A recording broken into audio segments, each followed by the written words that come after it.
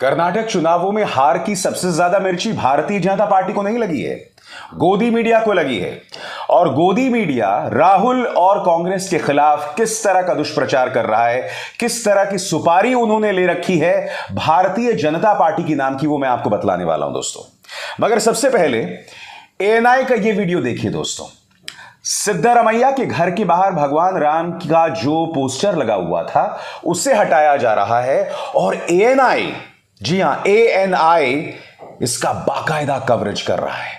दुनिया भर के लिए यह वीडियो दिखाया जा रहा है और मैं दावे के साथ कह सकता हूं आज शाम तमाम न्यूज चैनल्स में यह तस्वीर दिखाई जाएगी कि देखिए जैसे ही चुनाव खत्म हुआ भगवान राम का पोस्टर सिद्धरमैया ने हटा दिया।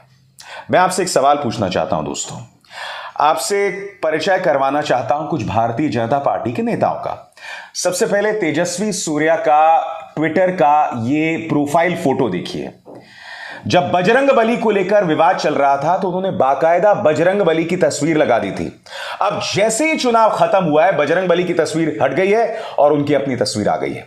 प्रताप सिम्हा, भारतीय जनता पार्टी के एक और नेता, जैसे ही बजरंग बली बनाम बजरंग दल वाला विवाद चल रहा था, इन्होंने बजरंग बली की तस्वीर लगा दी थी प्रोफाइल पिक्चर ट्विटर पर। चुनाव जैसे ही खत्म हुआ उनकी वापस तस्वीर आ गई है।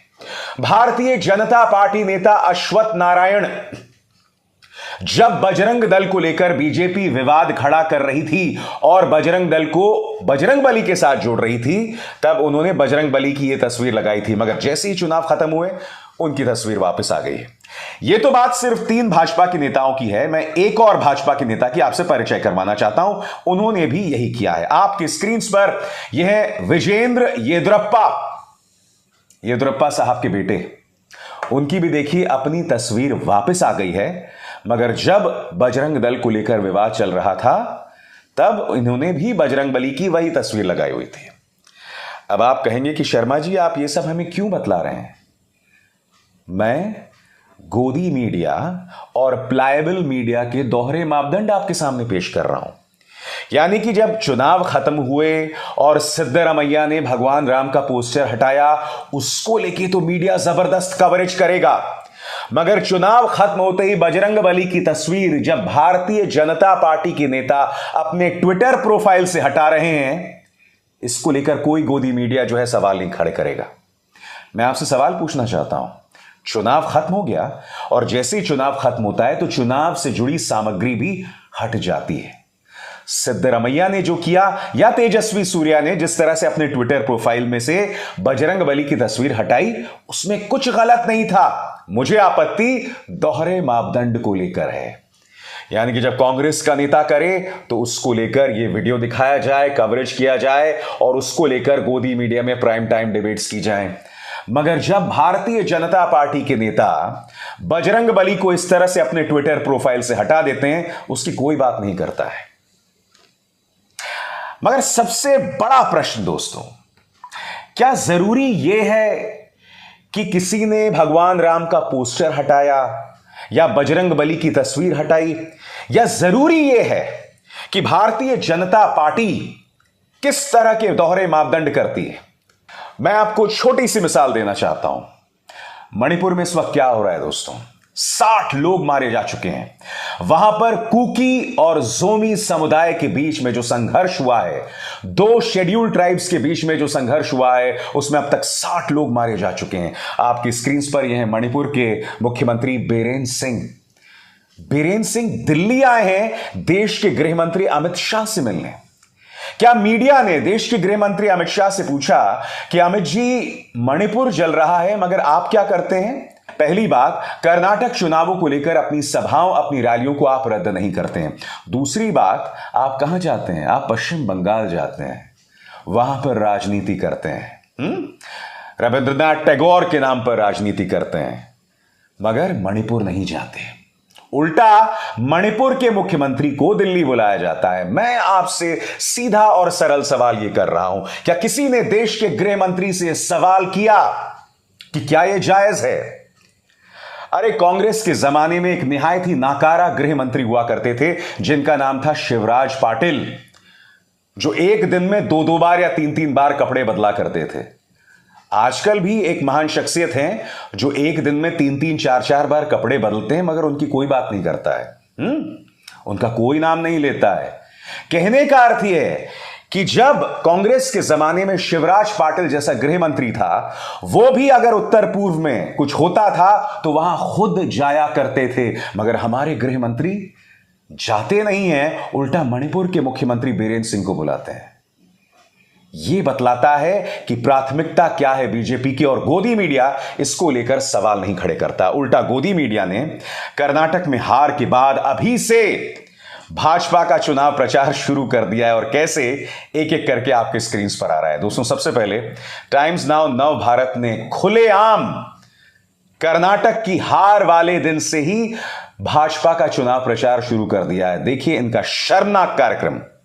2024 में मोदी जीते तो हिंदुओं का करेंगे ये बड़ा काम।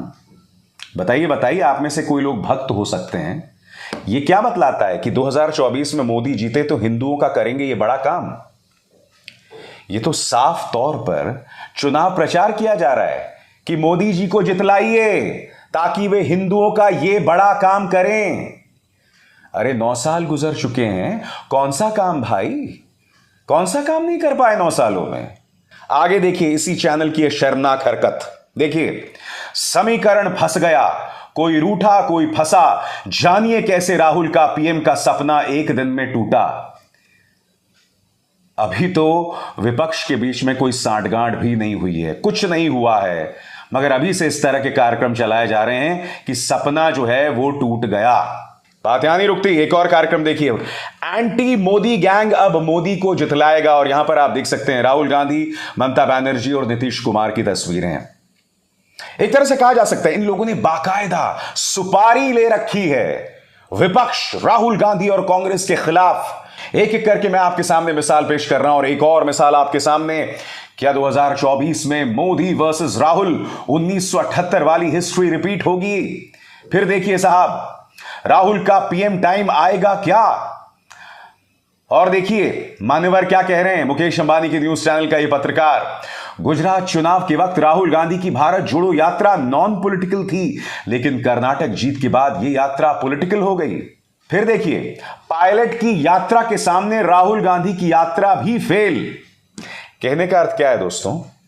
कहने का अर्थ यह है कि कांग्रेस के अंदर जो मतभेद हैं, जो दरारें हैं, उसे और चौड़ा किया जाए, उसे और रेखांकित किया जाए, नेशनल न्यूज के जरिए उसे बतलाया जाए, और यह भी कहा जाए कि पायलट, सचिन पायलट जो हैं, जिनका एक निजी स्वार्थ है कि मैं मुख्यमंत्री बनना चाहता हूं, उसको लेकर इस तरह की कवरेज की जाए। अब यह तस्वीर देखिए, बीच में कुर्सी है, आसपास सिद्धरमैया और डीके शिव कुमार, दोनों की नजर, मगर मीडिया का कवरेज देखिए कि मैं बनूंगा सीएम, नहीं नहीं नहीं नहीं, मैं बनूंगा सीएम। बात यहां नहीं रुकती, कार्यक्रम देखिए, इसमें तो यह तक कहा गया है कि डीके शिव कुमार ने धमकी दे दी है, मैं नहीं आऊंगा। मैं एक बात स्पष्ट कर दूं, डीके शिव कुमार बनाम सिद्धरमैया एक मुद्दा है, एक पॉलिटिकल खबर है, मीडिया को करना चाहिए, मगर दोहरे मापदंड नहीं होने चाहिए दोस्तों। एक छोटी सी मिसाल देता हूं। उत्तर प्रदेश के निकाय चुनावों में भारतीय जनता पार्टी को जीत मिली बाकी दलों की तुलना में, और भारतीय जनता पार्टी के ट्विटर हैंडल ने यह ट्वीट किया आपके स्क्रीन पर। यहां पर मुख्यमंत्री आदित्यनाथ कहीं पर नहीं है, नड्डा हैं और प्रधानमंत्री हैं। मैं आपसे एक सवाल पूछना चाहता हूं, क्या मीडिया ने इसे मुद्दा बनाकर इस पर डिबेट किया? मैं जानता हूं कि मुख्यमंत्री आदित्यनाथ को प्रधानमंत्री ने भी बधाई दी, जेपी नड्डा ने भी बधाई दी, मगर इस स्क्रीनशॉट में देखिए साहब, योगी आदित्यनाथ गायब हैं। क्या इस बात को लेकर डिबेट की गई जिस शिद्दत के साथ डीके शिव कुमार और सिद्धरमैया को लड़ाया जा रहा है? क्या किसी ने यह पूछा कि क्या प्रधानमंत्री मुख्यमंत्री आदित्यनाथ से असुरक्षित हो गए हैं? क्या अमित शाह मुख्यमंत्री आदित्यनाथ से डरते हैं? क्या मुख्यमंत्री आदित्यनाथ का रुतबा अमित शाह से ऊपर हो गया है? क्या प्रधानमंत्री नरेंद्र मोदी नहीं चाहते कि उनके बाद योगी आदित्यनाथ देश के प्रधानमंत्री बने? क्या अमित शाह योगी आदित्यनाथ से डरते हैं? क्या ये तमाम डिबेट्स किसी न्यूज चैनल में हुए? नहीं हुए ना, बिल्कुल नहीं हुए। जबकि सब जानते हैं योगी आदित्यनाथ और अमित शाह के बीच रस्साकशी, यह संघर्ष असली है, मगर इस पर कोई डिबेट नहीं करता, कोई चर्चा नहीं करता। क्या करते हैं वो सब मैं आपको दिखला चुका हूं। इसलिए मैंने कहा यह पत्रकारिता नहीं है, यह सुपारी ली गई है भाजपा की, और इस सुपारी को अंजाम ये गोदी मीडिया कर रहा है। पापा की प्यारी प्यारी परियां और मीडिया के पुचकू पुचकू गुल्लू और खालू कर रहे हैं। अभिसार शर्मा को दीजिए इजाजत। नमस्कार। स्वतंत्र और आजाद पत्रकारिता का समर्थन कीजिए, सच में मेरा साथी बनिए। बहुत आसान है दोस्तों, इस ज्वाइन बटन को दबाइए और आपके सामने आएंगे ये 3 विकल्प, इनमें से एक चुनिए और सच के इस सफर में मेरा साथी बनिए।